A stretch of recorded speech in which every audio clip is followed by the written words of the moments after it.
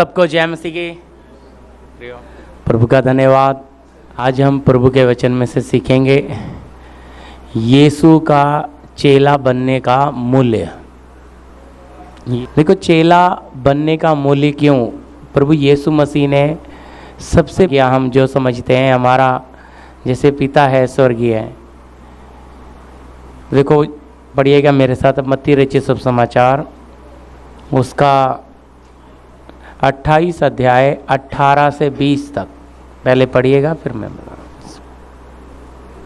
यीशु ने उनके पास आकर कहा, स्वर्ग और पृथ्वी का सारा अधिकार मुझे दिया गया है, इसलिए तुम जाओ और सब जाति के लोगों को चेला बनाओ। भाई, विश्वासी बनाओ लिखा है क्या? विश्वासी बनाओ नहीं लिखा। क्या लिखा है? चेला बनाओ। क्यों चेला? आपको 5000 की भीड़ याद होगी यीशु मसीह की। खाना खा के सब अपने अपने घर चले गए और यीशु पहाड़ पे चला गया।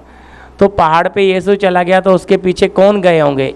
ये 5000 की भीड़ गई होगी, विश्वासी गए होंगे या चेले गए होंगे? सच है। तो विश्वासी बनेंगे तो बस अपना काम हो गया, धन्यवाद दे के अपने घर को। लेकिन चेला बनेंगे तो यीशु के पीछे जाएंगे।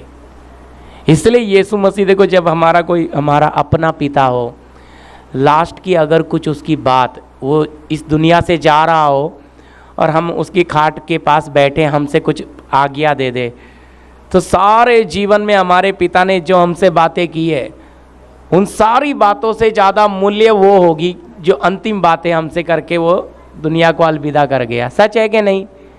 तो यीशु मसीह जब लास्ट जाते समय ये आज्ञा दे रहा है, तो ये क्या है? हमारे लिए बहुत महत्व रखने वाली बात है।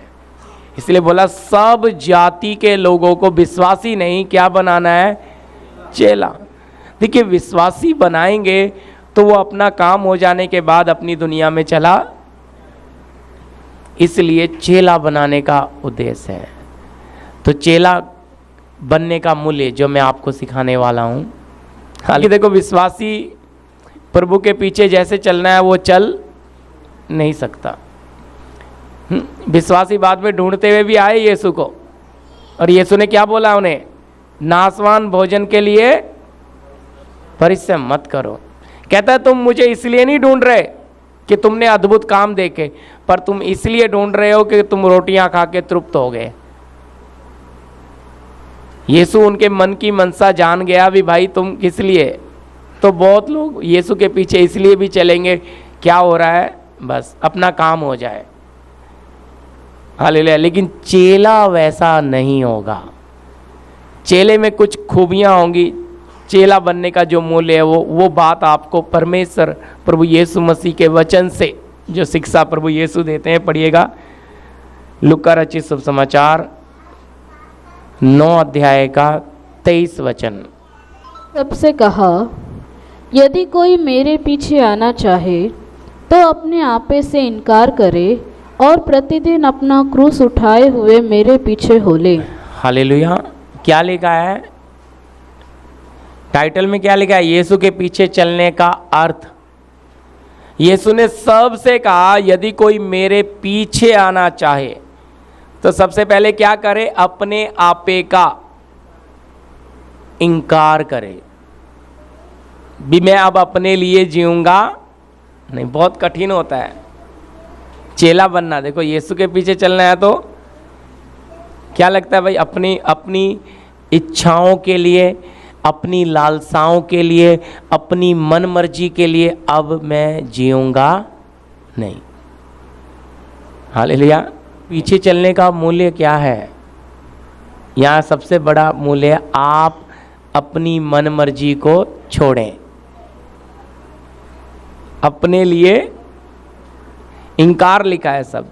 और फिर उसकी तो कीमत क्या है? कीमत है आपका परखा हुआ विश्वास। जो मैं बोल रहा हूँ दर्द होगा जब आपके मनुष्य स्वभाव को निकालता है पवित्र आत्मा परमेश्वर, तो आप उसे निकालने के लिए तैयार नहीं होते।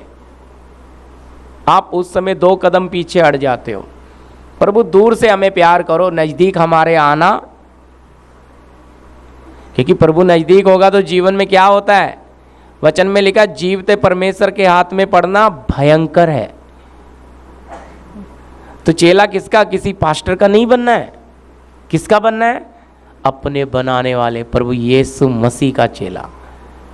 चेला किसके पीछे चलेगा, अपने प्रभु के पीछे। क्योंकि वचन में भी प्रभु कहता है कि भाई ये क्रूस आप कब उठा पाओगे, जब आप अपनी खुदी के लिए, मैं के लिए आप इनकार करोगे, अपने आपे का इनकार करोगे। ये बड़ा कठिन होता है मनुष्य को जी। इसके लिए पढ़िए एक और वचन, हमारी जरूरत पे हम निर्भर रहे। समझ आ रहा ना मेरी बात। पर अगर हम वो अमीर बनने के चक्कर में क्या हो जाएगा भाई, चेला नहीं बन सकते। चल पड़े हम संसार की तरफ। हमारे पास जो है उसी में संतोष करके हमें क्या रहना है। वचन में भी लिखा है संतोष सहित भक्ति बड़ी, ना तो कुछ लेकर आए और ना कुछ लेकर। तो ये संतोष हमारे अंदर होना, ये होगा प्रभु के चेले में, उसे कोई घटी नहीं। इसलिए वो भाई सूखी रोटी चटनी से खाएगा तो भी वो क्या है, स्वादिष्ट पकवान से कम नहीं है। संसारिक चीज़ों से अगर अंदर लड़ाई नहीं लड़नी है तो आपको क्या बनना है, संतोष कब आएगा, जो मैंने बताया संतोष सहित भक्ति बड़ी कमाई कब आएगा, जब आप अपने आप को यात्री मुसाफिर समझेंगे।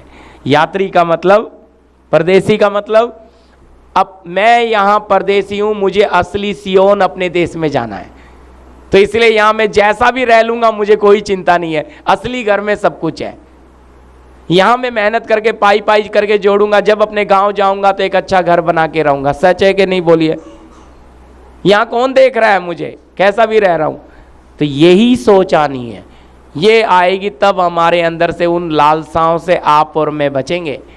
अगर ऐसा विचार हमारे अंदर नहीं आएगा तो ये संसार की अभिलाषा आपको, मुझे, हमें खा जाएगी। इसलिए प्रभु का दास आत्मा में इस वचन को पवित्र आत्मा लिख रहा है। ठीक है, इसमें कोई सबको जय मसीह की जी।